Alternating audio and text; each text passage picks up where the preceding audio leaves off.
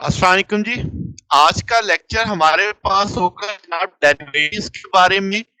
हम देखेंगे complex variables का डेरिवेटिव कैसे लिए जाते हैं, उसमें फिर एनालिटिकल फंक्शंस को स्टडी करेंगे और फिर काशी रीमन इक्वेशंस को स्टडी करेंगे जो बहुत अहम टॉपिक है। तो शुरू करते हैं जनाब। सबसे पहली हेडिंग है हमारे पास डेरिवेटिव। अब अगर एक function F G single value है इन सम रीजन आर, तो हम कहेंगे जी प्लेन के अंदर, तो आपके पास उसका जो डेरिवेटिव है उसे कैसे डिफाइन करेंगे। तो एफ प्राइम जी इक्वलेंट ले लेंगे limit delta G approaches to zero F G plus delta G minus F G over delta G. अब इसमें अगर आप देखें limit delta G approaches to zero है, इसका मतलब ये हुआ कि आपके पास एक डेफिनेट वैल्यू आने वाली है, क्योंकि आपने अच्छा इसमें एक और इंपॉर्टेंट चीज है कि हम जो लिमिट एग्जिस्ट करेंगे हम इसमें उस बात की कोई अहमियत नहीं है कि डेल्टा जी कैसे अप्रोचेस टू जीरो है। याद रखिएगा डेल्टा जी जीरो के इक्वलेंट नहीं है, अप्रोचेस टू जीरो है। तो अगर ये जो लिमिट है ये एग्जिस्ट करती है सारे पॉइंट्स में जो जी प्लेन के लिए है, तो हम बोलेंगे कि एफ जी डिफरेंशिएबल है किस पे, जी पे। तो ये बात समझनी है कि ये जो मैंने लिमिट का केस लिया है ये सारे पॉइंट्स के लिए होना चाहिए डोमेन में, यानी एफ जी यहाँ पे जी1 जी2 जी3 जितने भी कॉम्प्लेक्स वेरिएबल है उन सब पे लागू होगा, तब हम बोलेंगे एफ जी डिफरेंशिएबल है एट जी पे। अब इसमें जो है डिफरेंशिएबल के लिए एक शर्त है कंटिन्यूटी की, कि यानी कंटिन्यूस फंक्शन होगा, मगर जरूरी नहीं कि हर कंटिन्यू फंक्शन डिफरेंशिएबल भी हो। तो यहाँ पे हमें ये समझ आया कि जब आप डिफरेंट किसी फंक्शन को, जब आप सिंगल वैल्यूड फंक्शन को किसी रीजन आर में डिफरेंशिएट करेंगे तो वो कंटिन्यूस आंसर आएगा आपके पास। अच्छा जी, अब अगली चीज जो हमने देखनी है that is analytical function. Analytic function क्या है जनाब, कि अगर एफ प्राइम जेड एग्जिस्ट करता है all point of G in region R, जैसे मैंने पीछे कहा लिमिट एग्जिस्ट करेगी तो आपके पास डेरिवेटिव आपके पास एग्जिस्ट करेगा ऑल पॉइंट ऑफ जी पे, तो हम बोलेंगे कि ये एनालिटिक फंक्शन है आर रीजन के अंदर, या इसे हम बोलेंगे एनालिटिकल फंक्शन इन आर या फिर फंक्शन एनालिटिक इन आर।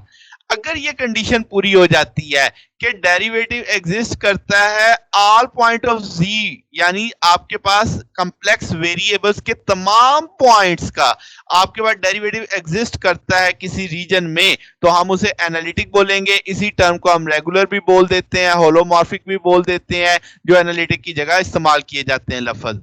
अब अगर हम इसको किसी एक, ये तो तमाम पॉइंट्स के लिए था, अगर मैं किसी एक पॉइंट के लिए बात करूं कि आपके पास फंक्शन एफ जेड को मैं एनालिटिक बोलूंगा किसी एक पॉइंट जेड नॉट पे, कब, अगर उसके नेबरहुड में जेड माइनस जी नॉट जो है वो लेस देन होगा किसी स्मॉल पॉजिटिव नंबर से, और वो positive number greater than zero होगा। तो at all points for which F prime G exist, क्या मतलब कि आपके पास जो आप फंक्शन है वो उसे हम एनालिटिक बोलेंगे किसी एक पॉइंट का, अगर उसके नेबर वाले तमाम पॉइंट्स का डेरिवेटिव एग्जिस्ट करता है और वो कंटिन्यूस होगा। अच्छा, अब जनाब आपके पास इंटायर फंक्शन एक डेफिनेशन आ जाती है। आपके पास बहुत सारे फंक्शंस होंगे जो इंटायर कॉम्प्लेक्स प्लेन में डिफरेंशिएबल होंगे, यानी कि वो आपके पास एनालिटिक होंगे। तो आपके पास वो जो ये जो बात है, तमाम मैनी फंक्शंस मैंने लिखा है, तमाम फंक्शंस के लिए नहीं लिखा मैंने। तो आपके पास फिर भी वो, अगर एफ जेड जो आपके पास एनालिटिक होगा होल कॉम्प्लेक्स प्लेन पे, हम उस फंक्शन को एंटायर फंक्शन भी बोल देते हैं।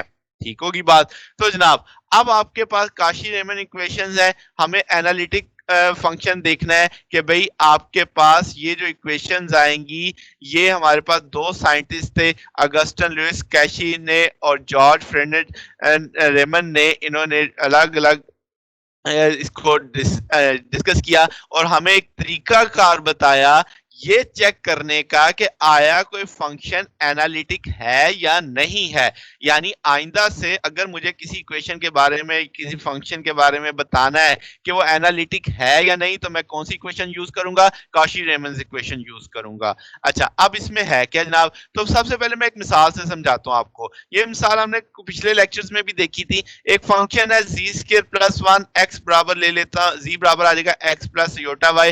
अब चूंकि जी स्क्वायर था तो आपने इसे सॉल्व कर लिया, तो अब आपने ब्रैकेट वाली चीज को यू कहा और अयोटा वाली चीज को वी कहा। तो जब भी काशी-रीमन इक्वेशंस लगानी है, आपने अपने फंक्शन को in term of U and V लेके आना है। जैसे फंक्शन यहाँ पे तो था ना जी स्क्वायर प्लस 1, मगर मैंने उसे समझा किस तौर पे? यू प्लस वी, इस तरह। अब इसका मतलब यू को अगर आप देखो तो अब इस चीज को समझो कि जो फंक्शन जी है उसमें यू जो है वो एक्स वाई पे डिपेंडेंट है। क्या आप इस एग्जांपल में देख सकते हैं कि u जो है वो x और y पे डिपेंड कर रहा है? इसी तरह जो v है वो भी आपके पास x y पे डिपेंडेंट है। तो इस तरह एक, यानी आपके पास जब भी हम ये देखेंगे काशी-रीमन इक्वेशन, तो u और v की फॉर्म में उस इक्वेशन को ले आएंगे, फंक्शन को ले आएंगे और फिर देखेंगे कि वो एनालिटिक है उस रीजन में या नहीं। कैसे देखेंगे? अगर काशी-रीमन इक्वेशन सेटिस्फाई हुई। अब काशी-रीमन इक्वेशन है क्या? Partial u over partial x को बराबर होना चाहिए partial v over partial y के। यानी ये जो फंक्शन बना है, इस फंक्शन में partial u over partial x का जो जवाब आएगा वही जवाब partial v over partial y का आना चाहिए। फिर partial u over partial y का जो जवाब आएगा उसे बराबर होना चाहिए negative of partial v over partial x के। तो ये दो इक्वेशंस आपकी कहलाती हैं काशी-रीमन इक्वेशन। और अब ये जो इक्वेशन नंबर 1 बन चुकी है, इसमें जो डेरिवेटिव है ये कंटिन्यूस होंगे। तो ये सेकंड कंडीशन हो गई कि आपके पास फंक्शंस जो है वो कंटिन्यूस हो और काशी-रीमन इक्वेशन को सेटिस्फाई करें, तब हम बोलेंगे कि भाई फंक्शन एनालिटिक है। ठीक है? अच्छा जी, तो आपके पास जैसे हम u को बात कर रहे हैं, ये एक्स वाई पे डिपेंड कर रहा है, v को हम देख रहे हैं एक्स वाई पे डिपेंड कर रहा है। इन्हें कॉन्जुगेट फंक्शन भी सम टाइम बोल देते हैं। वो जैसे मैंने बोला u आपको एक कंटिन्यूस डेरिवेटिव देगा किसी रीजन r के अंदर, इसी तरीके से v आपके पास होगा।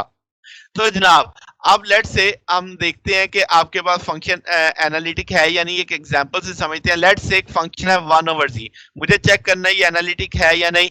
अब मैं जानता हूं जी बराबर है x प्लस योटा वाई के, तो वो जी की वैल्यू प्लेस कर दी। अब मैं एक दफा प्लस से आपके पास इस फंक्शन को क्या करता हूं, इस x प्लस योटा वाई के कॉन्जुगेट से मल्टीप्लाई भी कर देता हूं, डिवाइड भी कर देता हूं। तो अब आप क्या करोगे जनाब? नीचे वाला फैक्टर तो आपके पास स्क्वायर पैटर्न पे आ जाएगा, ऊपर वैसे ही लिखा जाएगा। फिर मैं नीचे X square plus Y square को अलग अलग कर देता हूँ, एक्स को भी डिवाइड कर रहा होगा, माइनस योटा वाई को भी डिवाइड कर रहा होगा।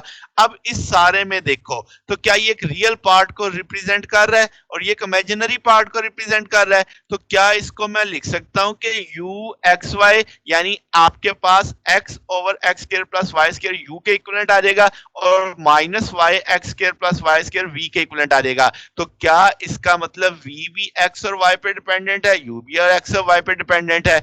अब वो जो काशी-रीमन इक्वेशन में आया था, मैंने u को x के लिहाज से भी डेरिवेट कर लिया, मैंने u को y के लिहाज से भी डेरिवेट कर लिया, इसी तरह v को मैंने x के लिहाज से डेरिवेट कर लिया, मैंने आपके पास v को y के लिहाज से डेरिवेट कर लिया। अब जनाब ये जो डेरिवेशन मैंने की, अब आप देखो जरा कि आपके पास चूंकि u एक फंक्शन अब आपको पता है तो आप इजीली इसे डेरिवेट कर सकोगे, v भी आपको मालूम है तो आप इसे डेरिवेट कर पाओगे। तो अब आपके पास जो partial u over partial x का आंसर आया है वो बराबर होना चाहिए partial v over partial y के। तो देखो partial v over partial y का जो जवाब था वही जवाब partial u over partial x का आया हुआ है आपके पास। इसका मतलब ये हिस्सा तो सेटिस्फाई हो गया। अब जरा अगला देखो partial u over partial y, यानी ये है minus two X Y over X square plus Y square whole square, इसे बराबर होना चाहिए negative of partial v over partial x के। तो देखो partial v over partial x में ये पॉजिटिव है, इसका ना वो नेगेटिव नेगेटिव पॉजिटिव हो जाएगा, तो ये हिस्सा भी सेटिस्फाई हो गया। तो इसका मतलब काशी-रीमन इक्वेशन सेटिस्फाई है, तो हम कह सकते हैं कि ये जो फंक्शन था हमारे पास ये एनालिटिक है। ठीक होगी बात? अब जनाब इसका मतलब हम कहेंगे कि फाइनल बात करेंगे कि नेसेसरी कंडीशंस क्या होती हैं कि फंक्शन एनालिटिक है या नहीं। पहली चीज के फंक्शन को कंटिन्यूस होना चाहिए। क्या मतलब कि आप उसका डिफरेंशिएट लो तो कांस्टेंट नहीं होना चाहिए, जीरो नहीं आना चाहिए, आगे से डिफरेंशिएटेबल होना चाहिए। फिर Cauchy Riemann equation must be satisfy होनी चाहिए। जब ये सेटिस्फाई हो जाती हैं तो हम कह सकते हैं कि भाई आपके पास फंक्शन एनालिटिक है। कुछ फंक्शन ऐसे भी होते हैं जो इसमें इस जगह ओबे नहीं करते, वो आगे चल के जब हम लेक्चर देखेंगे तो वहां पे उसको स्टडी करेंगे। तो फिर वक्त हमने काशी रेमन इक्वेशन को स्टडी किया, हमने देखा जब ये इक्वेशन सेटिस्फाई हो जाती हैं तो हम मानते हैं कि फंक्शन क्या है, एनालिटिक हो जाता है। ठीक है, तो जनाब आज के लेक्चर के लिए बस इतना ही। अगर इसमें कोई क्वेश्चन पूछना हो तो कमेंट्स कर सकते हैं, वीडियो को लाइक कर दीजिएगा, दोस्तों के साथ शेयर कीजिएगा और चैनल को सब्सक्राइब कर दीजिएगा। आज के लिए बस इतना ही, बाकी इंशाल्लाह फिर कल देखेंगे। ओके, अल्लाह हाफिज।